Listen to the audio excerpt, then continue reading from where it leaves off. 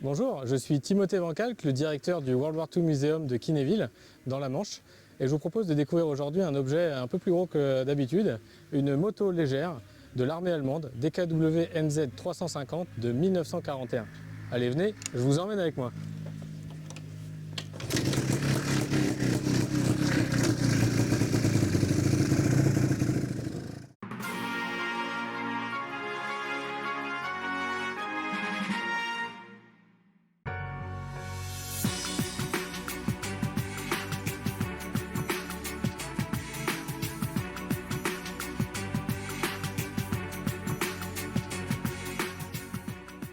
Donc on se retrouve dans un cadre un peu à l'extérieur du musée, sympa aussi puisqu'on a une magnifique plage face à l'Être et la vue sur Saint-Valahougue pour discuter aujourd'hui DKW NZ 350. Donc c'est une petite moto légère de l'armée allemande, fabriquée à partir de 1938.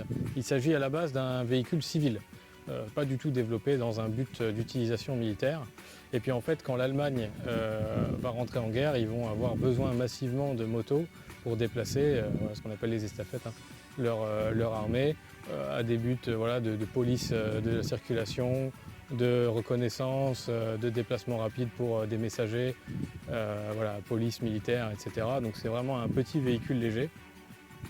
Au début, pas forcément trop apprécié parce que sa conception mécanique en fait un véhicule pas forcément capricieux, mais pas non plus très agréable. Il s'agit d'un moteur 2 temps.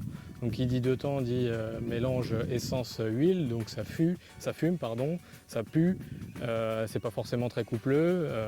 Bref, du coup c'est un véhicule qui est un peu boudé au début au profit de motos un peu plus grosses, comme les BMW R35 par exemple, avec des gros moteurs, un peu plus gros moteurs, 400 cm3, ou les BM R71 ou R12, donc qui sont des gros 750, bien souvent attelés avec un sidecar. Et donc la petite DKW NZ 350 est utilisée beaucoup, mais c'est pas forcément un véhicule qui au début est forcément apprécié par l'armée allemande. Et puis à mesure que le conflit évolue, on se rend compte que malgré tout, elle est relativement robuste. Elle a une capacité à être facilement changée en cas de pièces, par exemple défaillantes ou abîmées, à être réparée sur le terrain donc, ou éventuellement dépannée sur des pièces, des faïences électriques par exemple. Tout a été conçu, même depuis sa fabrication civile, pour être relativement simple d'utilisation. Et donc l'armée allemande s'intéresse de plus près au modèle.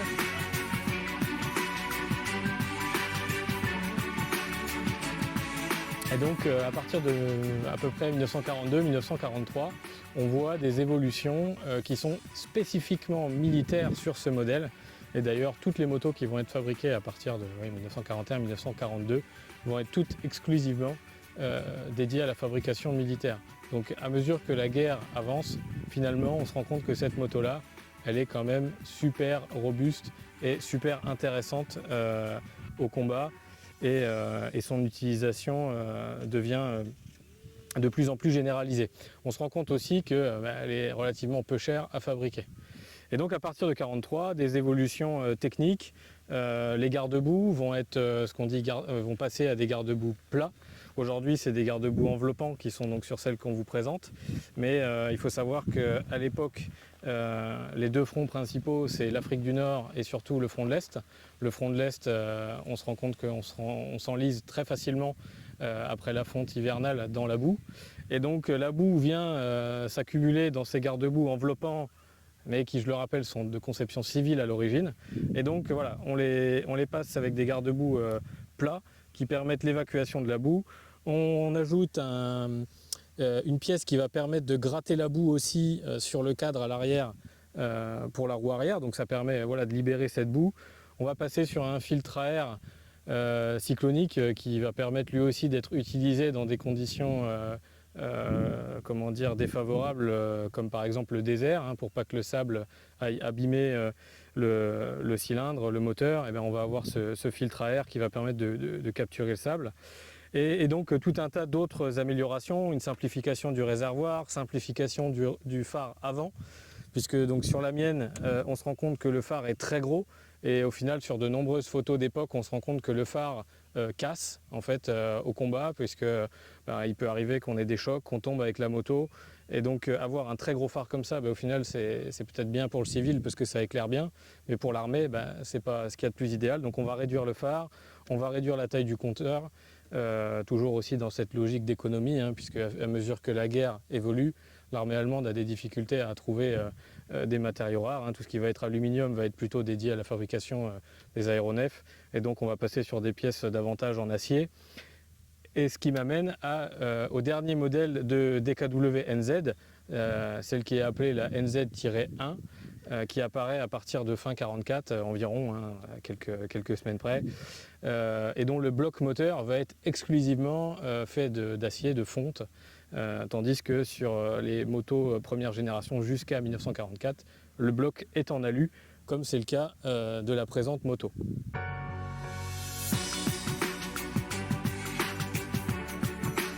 Donc le modèle qui est présenté devant vous, c'est un modèle de 1941.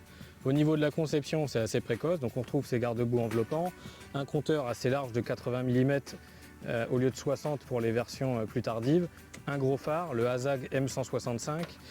On retrouve également la plaque constructeur qui est à l'avant du cadre au lieu d'être sur le côté comme ce le sera plus tardivement, parce qu'on se rend compte aussi que la conception de la fourche avec ce gros ressort qui vient absorber la suspension, venait frapper, abîmer la plaque constructeur, et donc on ne voyait plus les données. Donc on va la passer sur le côté.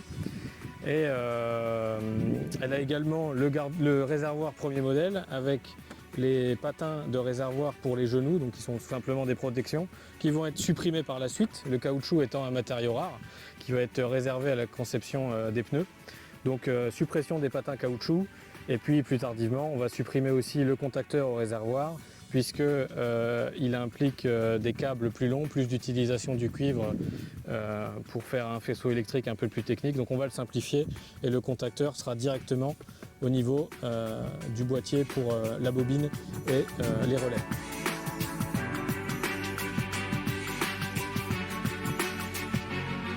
Donc on retrouve à l'arrière des sacoches d'un modèle plus tardif en acier, puisque là aussi, logique d'économie, facile, pas d'entretien par rapport au cuir aussi.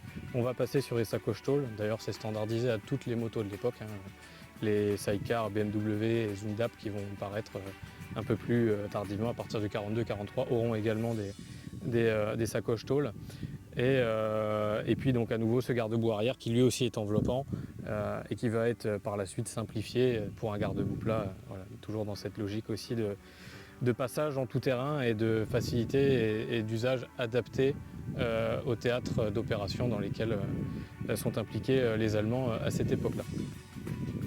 Donc DKW, au final, qu'est-ce que c'est? Avant-guerre, c'est un très gros constructeur de cyclomoteurs allemand. C'est l'un des premiers.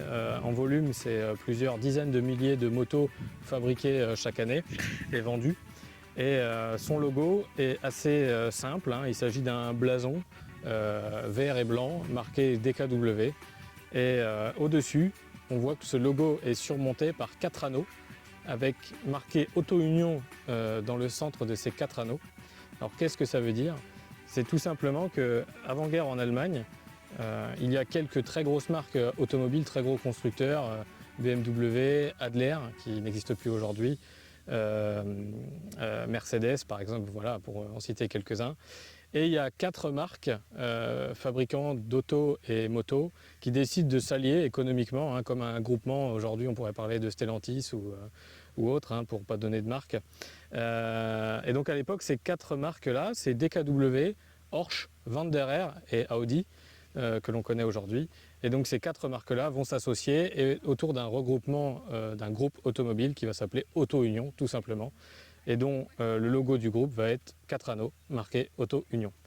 Après la guerre, chacune des marques va continuer d'exister, plus ou moins longtemps selon les marques, et progressivement Audi, qui fait partie d'Auto Union, va racheter différentes marques automobiles, dont Porsche, DKW et Wanderer, et Audi va conserver ce logo en souvenir de cette union automobile, et c'est de là que viennent les 4 anneaux de Audi, puisque avant-guerre, et après-guerre aussi, jusqu'à ce qu'ils réutilisent ce logo. Le logo d'Audi, c'est tout simplement Audi, écrit en toutes lettres, très simplement. Voilà, il n'y a pas de logo particulier.